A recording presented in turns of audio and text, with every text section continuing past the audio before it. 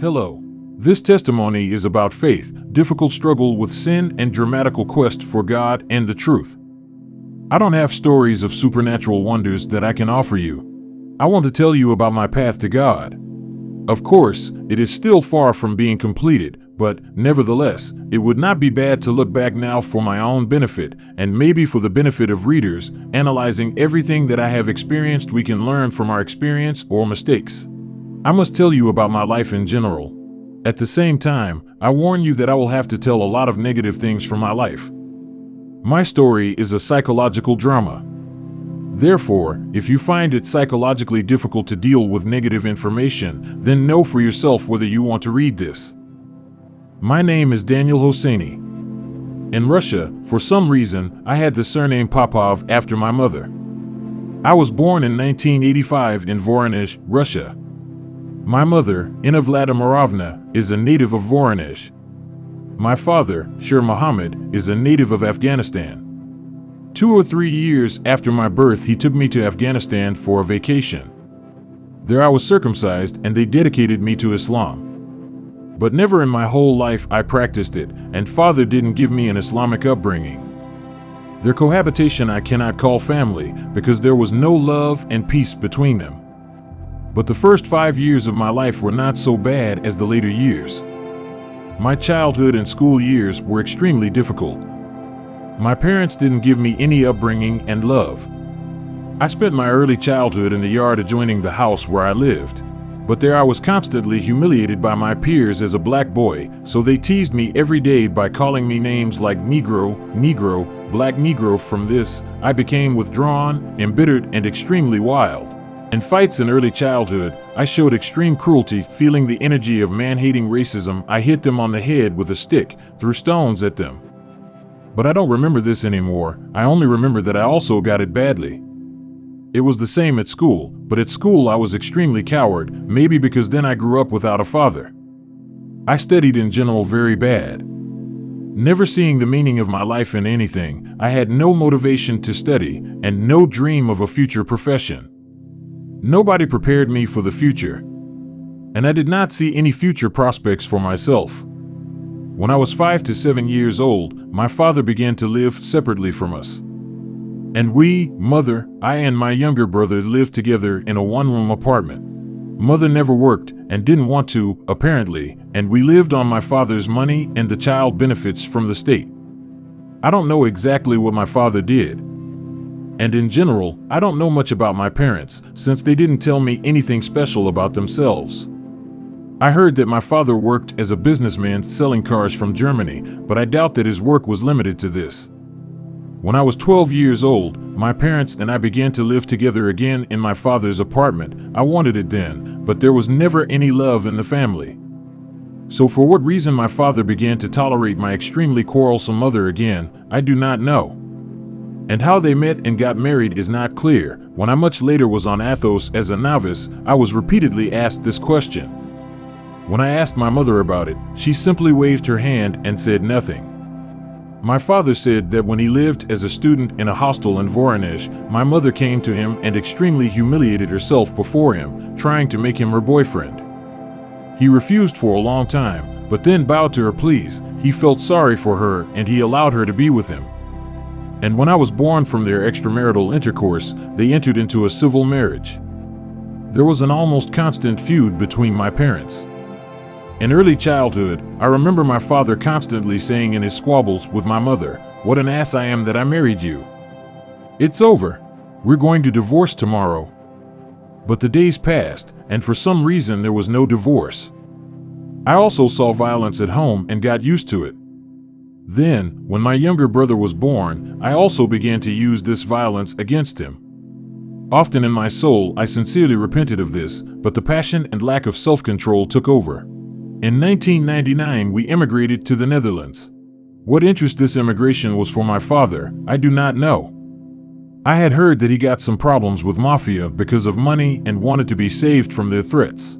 Sometimes he even kept a loaded gun at the ready. I even wanted to try it out, but God saved me from this crazy idea.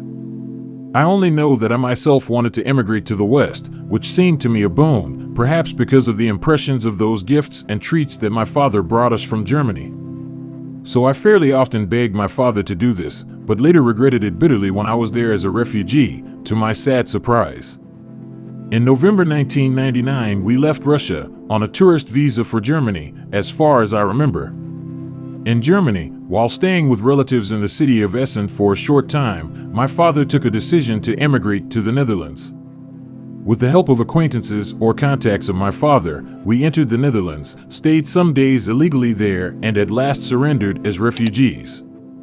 My parents falsely testified to Dutch officials that we were supposedly refugees from Afghanistan. And on the basis of these false testimonies, we were accepted here as refugees.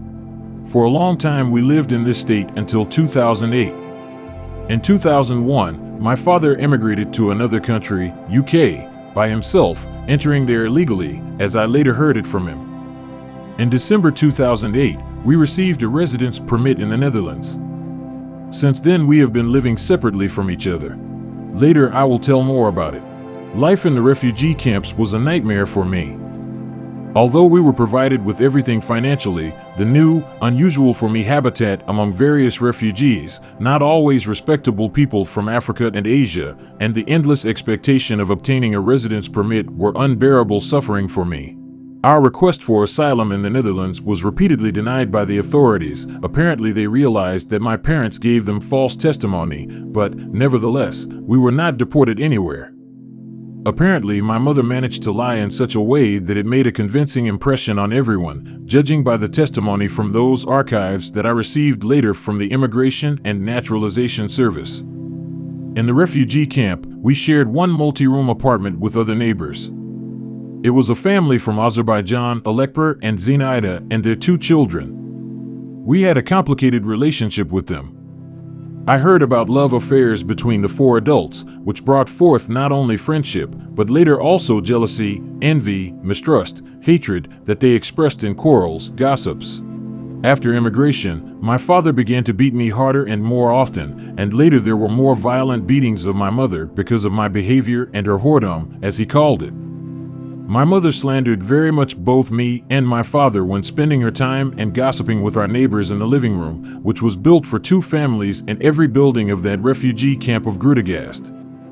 She tried to show to everyone in every way that she is Russian, not Afghan or Muslim. She hated and slandered me because of my Afghan, Muslim genes. She blamed my genes, hoping to escape in this way her responsibility and blame for my ugly behavior and lack of good manners. She tried to persuade herself and the world that she is clean from any guilt, that all the blame was on me and my father. By this she alienated herself from me and rejected me as her child, but loved my brother as being somehow closer to her. Later, in 2019, it became clear to her that my brother has the same Afghan genes in him as I do, when he hit her on the head and she had to call the police. When I was beaten, it was not clear to me what they required of me. I copied my evil character and behavior from my mother, and they beat me for the behavior that I copied from them. Neighbor Alekper also beat me furiously. However, I can say something good about my former neighbors. When my father wanted to kill me with a stool, Alekper stood up in time and stopped him, perhaps saving my life, despite the fact that he beat me later himself. I spent my time at the Dutch language school for refugees, where other teenagers from the camp also participated. At home, I was reading an encyclopedia of history in Russian, which my father left with relatives in Germany and then took from them on my fervent request. This had a kind of positive and negative impact on me in the process of forming of my personality. After all, since I was closed up in myself, unsociable and asocial from childhood on, I lived in the world of my thoughts, fantasies, speculative images.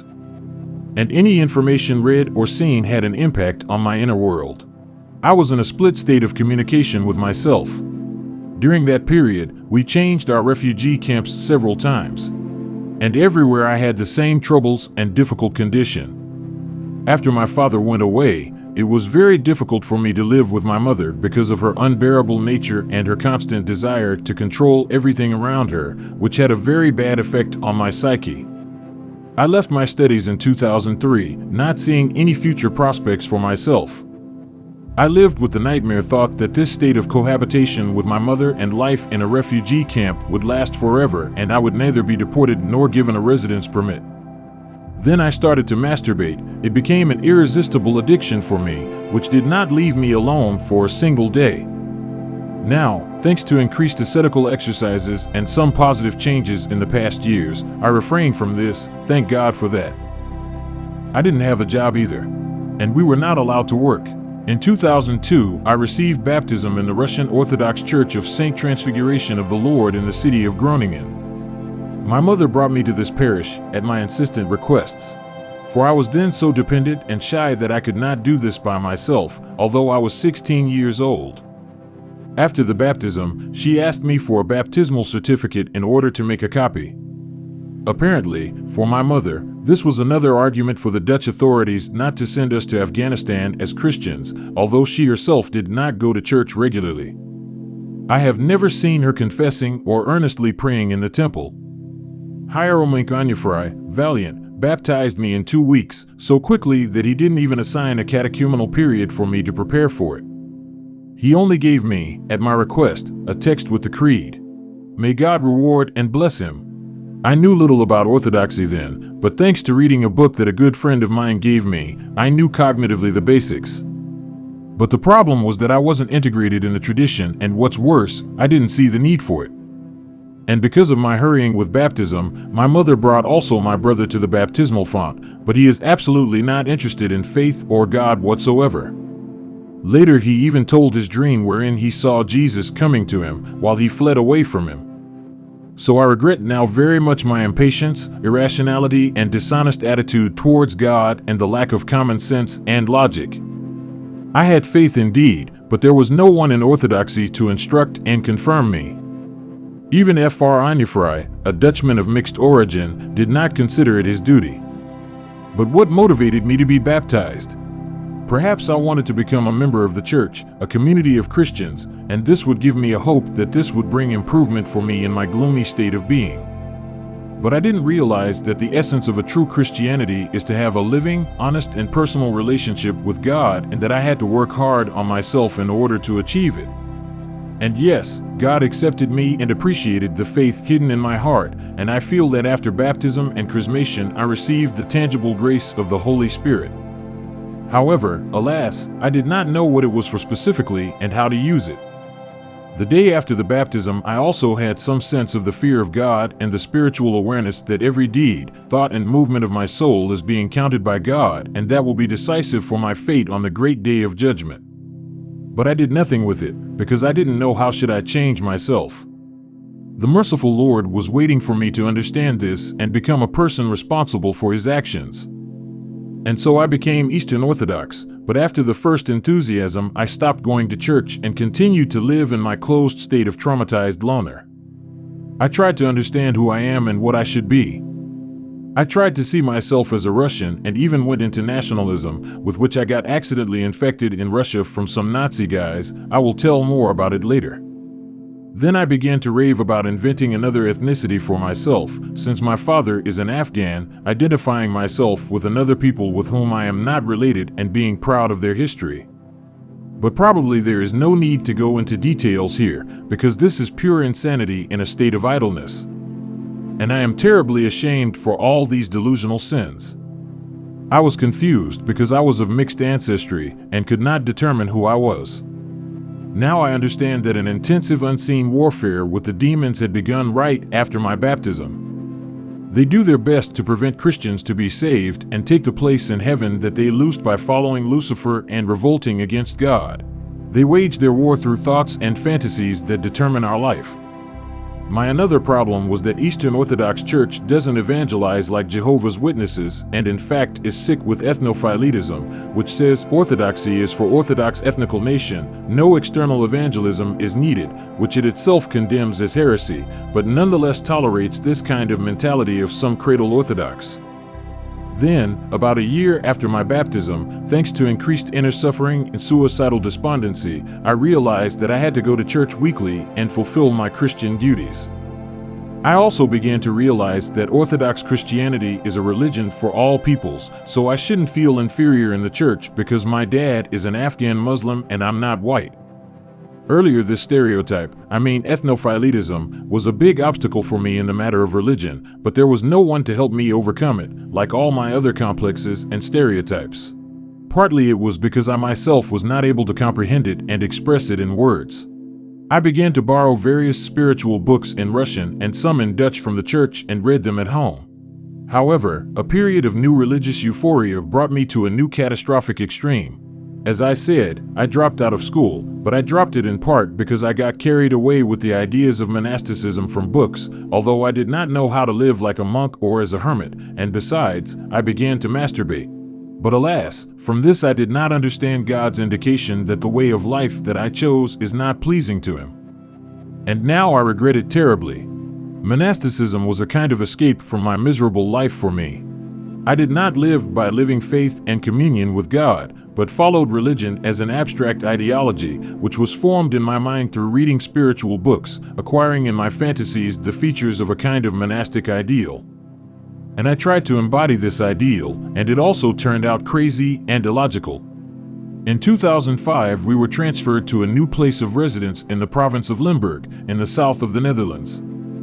I hoped that in this new camp our fate would be finally determined, and we would somehow be deported somewhere. This move was a boon for me. I started visiting a new church in nearby Eindhoven and an Orthodox monastery in a place near Aston. I went to the Church of St. Nectarios of the Ecumenical Patriarchate, and later I helped the priest there as an altar boy, and the priest, the now deceased Presbyter Silouan from Belgium, had a beneficial effect on me. Father Silouan was influenced by Elder Sophronius Sakharov, who, in turn, was disciple of Saint Silouan of Mount Athos. Elder Sophrony came to England from Mt. Athos, and thanks to him the monastery of St. John the Baptist was established. Father Silouan, a seal, visited that place often. And although, unlike Elder Sophrony, he was not distinguished by the ascetic severity of life as a married priest, there was something special, bright, loving in him, which distinguished him from other ordinary priests. God's grace found its place in him somehow. His orthodoxy was not some abstract set of dogmas and dogmatic theology, but living spirituality and communion with God, which took place in the secret cell of his heart, of which even he himself was not always aware. A visit to this church and a weekly communion, unlike the more rare communion in the aforementioned Church of the Moscow Patriarchate, had a calming, beneficial effect on me. However, there were still a lot of problems I had to solve in myself. Well, I'll stop on this positive note for now. I thank and praise God for giving me strength to survive through all this hell on earth in my life. The next part will be more positive. Thank you for your attention. All your questions are welcome. God bless you.